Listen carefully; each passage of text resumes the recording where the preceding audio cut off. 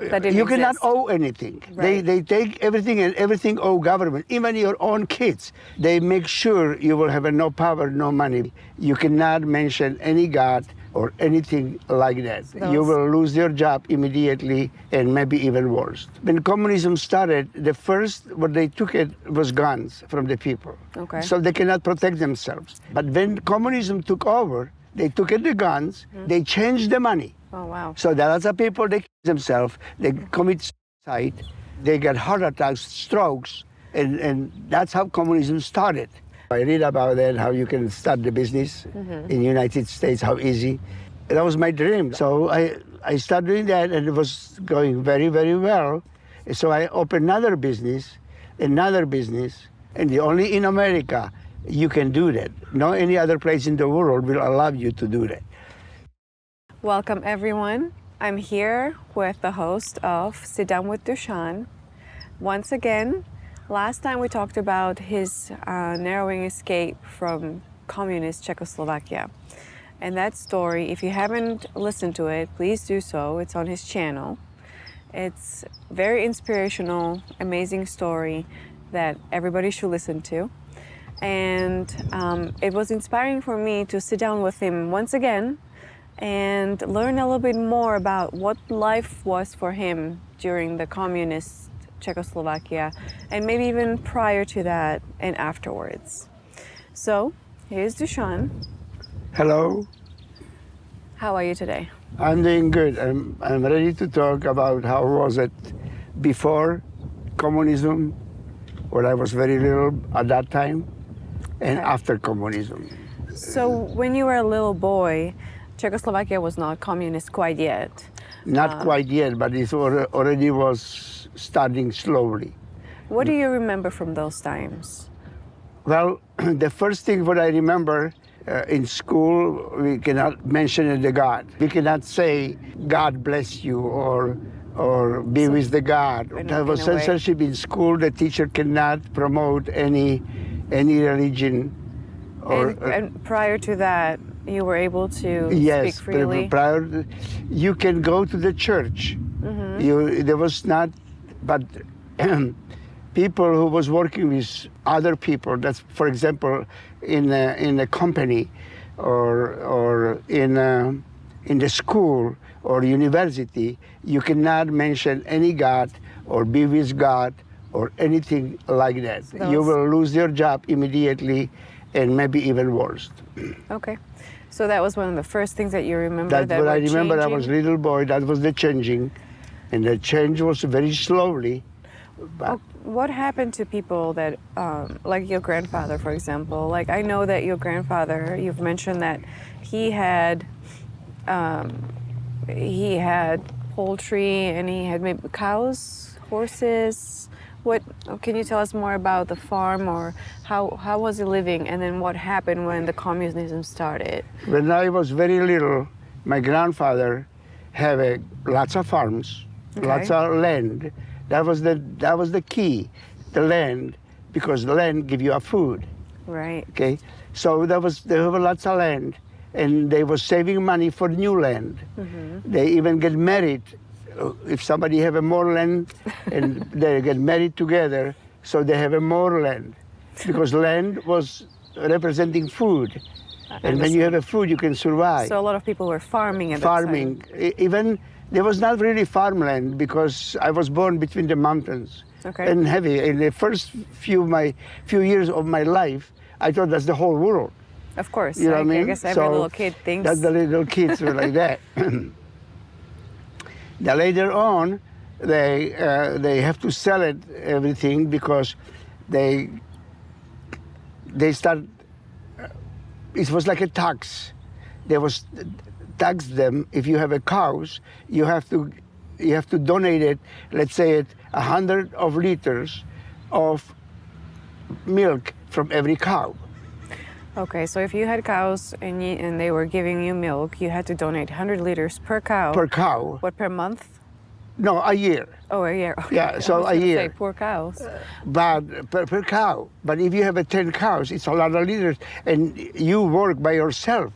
You don't have any hundreds of So people. the government started taxing people. Taxing people, so they will, and they start selling. When I was little boy, it's like maybe 10, 11, then my mom wake me up at 2 o'clock in the morning, every morning, and I have to go with the cows to the forest during the vacation time. The other kids, they was on vacation, but I was doing that.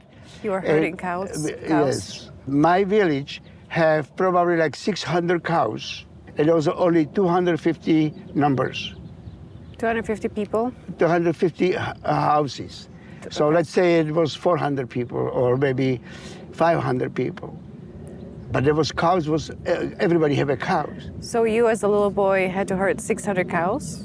No, there was split between the south and north. Okay. So I was on the north side. Okay. So how did you manage to make sure that all the no, cows... I have another herder guy there was older gentleman. So for 2 months I was working every day, and I was. That's how you spend your summer vacation? That was my, and I give my money to my mom so we can survive.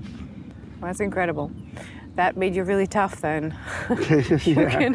you can withstand anything. But I always was taking everything like a sport. I was chasing them because I tried to catch them. But I didn't know how dangerous it was because there was bears in that forest. Oh yeah. But I never was thinking about it. Something happened to me. Something happen to me, but never happened. But I'm glad nothing happened to you. What I've heard is that at a certain point in socialism or communism, what happened is that people couldn't own any more of their own farms. So everything was put together into like one collective. Yes. Collective farm owned by the government, and then people that used to have the farms, used to have the cows or chickens, now had to go and buy milk and buy the eggs from the government. So they kind of put everything together. They took everything from the small people, from little people as they would call them, and then created these Kolkhoz? Kolkhoz. That was Russian, and there was like jednotné družstvo. That's what they call. That means like a collective. Yeah. There was cows together. There was the people was working in that farms, the big farms they was doing, but there was never ever again like was before. So even my generation, they already they don't know how it was before communism. So they grew up in my generation, what was 70 years ago, they have no clue how it was before. But I remember when my grandfather had the horses, and then they was working, they make good money. People, they have a good life. There was always fun. And when they was the first time with the cows, they was going outside. People they do barbecue, or they do all kind of food, and it was like celebration almost all the time. And so afterwards, everything was owned by the government, and then people had to purchase their own stuff, and they had to work there, but for the government. You cannot, exactly, it's right, because you cannot work for yourself, because you cannot owe anything. Right. They take everything, and everything owe government, even your own kids. When I escaped from Czechoslovakia, I will be not prosecuted because I escaped, because I steal the children from the government. Okay, so if Dusan were caught while he was trying to escape, if he were caught by the communists, he would have been prosecuted for stealing their children, even though he was just trying to take his kids with him. But to give them freedom. During communism, you couldn't own anything, and apparently not even your own kids belonged to you. Everything belonged to the government. So there was no personal ownership. They make sure you will have no power, no money. When you have no money, no guns. Then what happened when communism started, the first what they took it was guns from the people.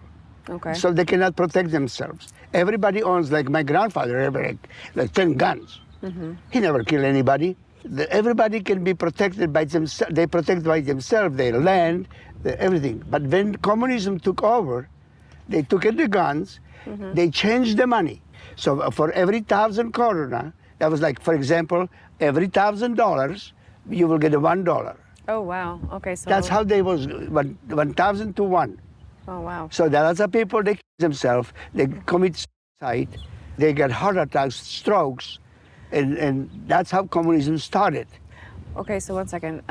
When you say lots of people hurt themselves, is it because they were saving all their life Exactly, it was their life saving. and they had them maybe just in cash?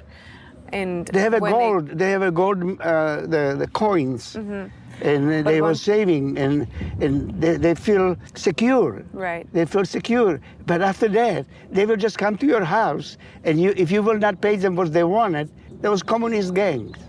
The people have to understand, it's communism or socialism. Anything was socialism, that's the collectivism.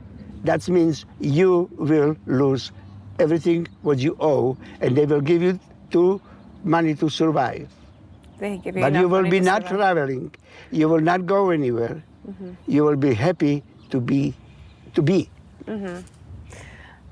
So you had an experience of creating a business during communism, even though that seems impossible. Yeah. But you somehow managed to do so.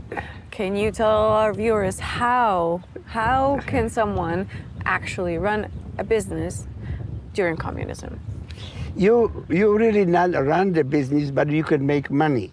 Right. So And it's yeah. legally. It's not illegally, because the all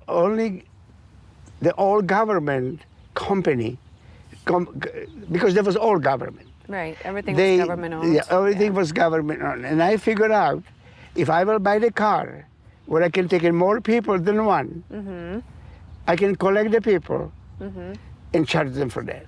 Okay. So Because they have a limit. Every company have a limit for transportation. And if they pass the limit, they cannot travel anymore.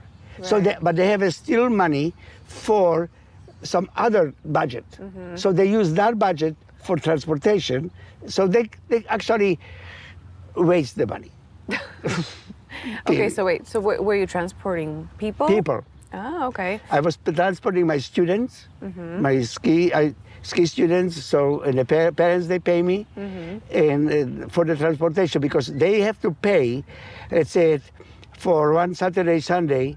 For Saturday, in the morning, I collect the kids. Let's say 15 kids, and it's like 45 koruna. What was very little, comparing if they will have to come and bring the kids to the mountains. Right. So Okay. you made it easier for them, the parents, and I so make they some were happy extra. to pay you extra Yeah. money. Okay, that's really Yeah, and that was I was doing the same thing with the corporation. with corporations. You transported people. Yes, And then they pay they you. hire me. They cannot put for private transport, because private doesn't exist. Nothing was private. Yes. That was private. Okay. How was it the experience different once you came to the United States? Starting a business or trying to run a business during communism in Czechoslovakia, and then being in the United States. You landed in San Diego. You went through a lot of hardship, and then eventually you were able to start your own thing. What was the first thing that you were able to do on your own? First thing, before I will talk, that was my dream. That's actually what I know. I read about that, how you can start the business in the United States, how easy. My first private business was tennis. Okay. I started teaching tennis Okay. my children. And before that, before I opened the business, but when I find out they're learning very fast, and they can be something with that, and they like it, so I buy the stringing machine, I make a USPTA, and that was so easy to do that, everything. Everybody was cheering for me. In the government, that was $30 It was $30 to open the to business? open the business, the whole business. Just to get the license. And you don't have to even pay for 2 years any taxes for that, because they allowed you to establish that business. And I was very lucky, because I came when Reagan was president in the era at that time. So I started doing that, and it was going very, very well. So I opened another business, and from some business I closed it because I failed. And you fail, but you really don't fail. You learn from You each- learn from the mistake, and you can open. And only in America you can do that. No any other place in the world will allow you to do that. So be happy when you are here. Yes. and enjoy that beautiful things. 5 years later, when I can be a United States citizen after I arrived here. So 1985, I arrived to United States. In 1990, I can be a citizen, all my family. And in the same year, I bought a tennis club, Parkway Tennis Club in El Cajon. I bought a lease. So that's the only United States you can do from $75 when I came to United States to be, and only in capitalism. Capitalism for socialists is like a devil. No, it's not the devil. Capitalism is the only society where you can achieve something, where you can achieve your own goal. You will work and pay government, not government will pay you. And it depends on how hard you work, on what you achieve. And I know that your motto is never give up. Where did that start? Or never, that's never give up, because if you give up, you don't do anything. So even after my bankruptcy, when I bankrupted in 2009, I filed bankruptcy. I just traveled cross country, completely in a new place, and I started a new business, and I started teaching tennis again, and all kind of stuff. Where I was trying, I started embroidery business, but the whole idea is you never give up, you keep going like I'm going now. I open a podcast, and I want to do it that big, and it's because when you think big, you will do big. If you think small, well, or if you don't think at all, and when you rely on the government, you will never get anywhere. When you fail because a lot of people have a problem. They think, oh, if I will fail? Well, you will never start it because you already failed. But if you fail when you have a business and you file bankruptcy like I think, and you start again, you learn from the failure. You never learn from only success. It's good to think only success, but it's almost nobody did like that. Not every billionaire, millionaires, they have at least 1, 2, 3 bankruptcy before, and they learn from the mistakes because they never give up. Right, nobody successful has done it overnight. No, Every only single when you win successful lottery tickets, and they destroy themselves. Every single successful person, if you learn about them, right, they have gone through a lot of failures, but what makes them different from other Because people they is never that give up. they never give up. Never give up. So never give up. And with that, we're going to end this episode. And we hope that you send us some questions that we'll be happy to answer in the comments. And please remember to subscribe to Dusan's channel. And we'll see you in the next chapter. Bye. Bye-bye. I will be happy to answer any question. You will send it to me. Thank you very much. See you soon.